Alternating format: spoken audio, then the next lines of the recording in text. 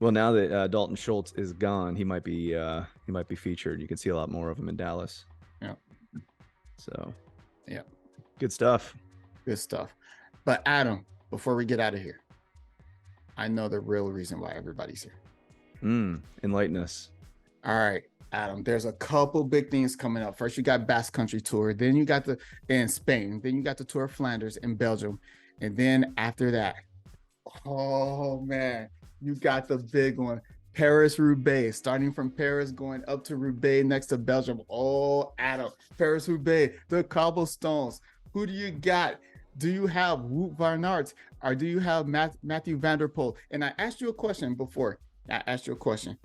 Is Wout van Aert versus Matthew van der Poel the biggest rivalry in sports? The answer is yes, but I will let you decide for yourself. So answer that question. Is that the biggest rivalry in sports? And who do you have in Paris-Roubaix starting April 9th? The ladies go April 8th and the men go April 9th. So we're only going to talk about the men here. Do you have Matthew van der Poel? Do you have Wout van Aert? Do you have Peter Sagan? Well, he's not going to win, but he's one of my favorite riders. Do you have Niels Pollitt? Do you have Fabio Jacobsen, who I'm surprised is actually riding in this thing because usually you don't get the general contenders for the Tour de France, and it's kind of weird. It's kind of dangerous territory.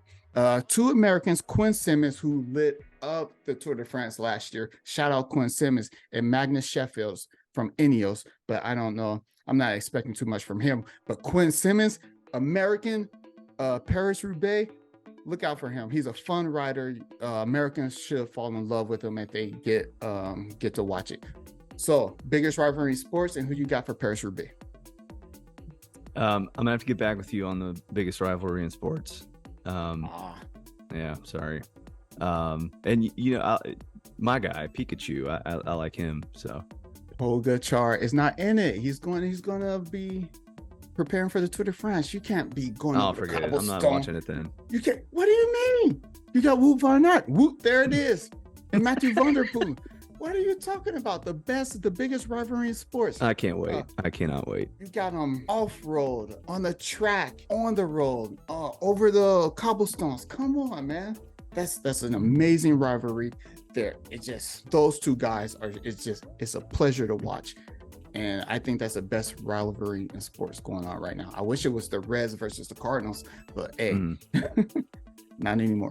I'll take your word for it. Paris-Roubaix, April 9th. I'm sure it's going to be on NBC Sports or something like that. Keep an eye out for that. And Adam will be watching and he will cover everything here in about 2 or 3 weeks.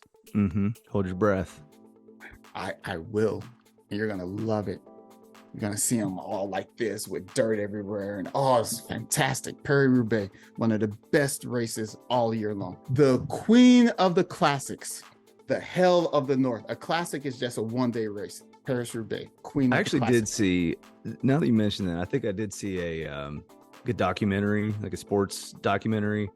And it was talking about the cobblestone and how, there's so many crashes. Is that the same race? It's the same race. They were showing the women riders, I think, and they were featuring one of the women that ride in it and showing her crashing and all this stuff. So it actually does look kind of entertaining. It's a bunch of crashes, a bunch of flat tires. You got the smooth and then you got the cobblestones, and everybody tries to find shelter right on the edge of the road. But the problem is there's usually too many people along the edge of the road, so they can't really get into the little gutter part of the road to protect themselves from the cobblestones. And plus, if there's the peloton and they're all there together, there's only so much space. So it's going to be great. And we don't know who all the riders are going to be just yet.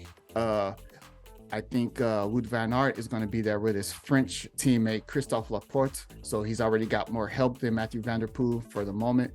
Peter Sagan is just a showman. If people knew who he was, they would fall in love with him.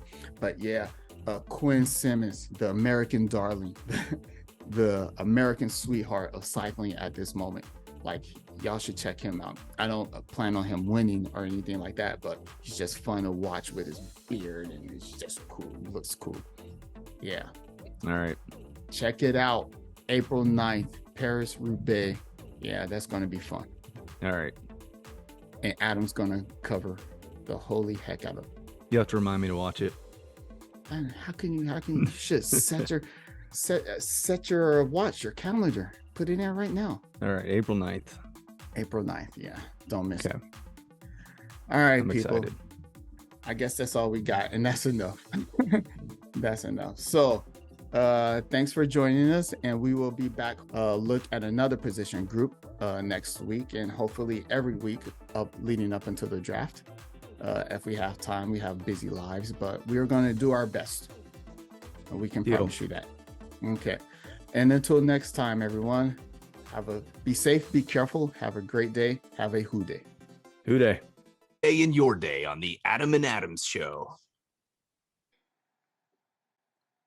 Marie! What? Babe, can you go get me some more Cubanisto? I don't have any more Cubanisto, please. Pardon? Mais ça va pas ou quoi? Mais va le chercher ton cubanisto. Lui non? Il est fou, j'y crois pas. Mieux.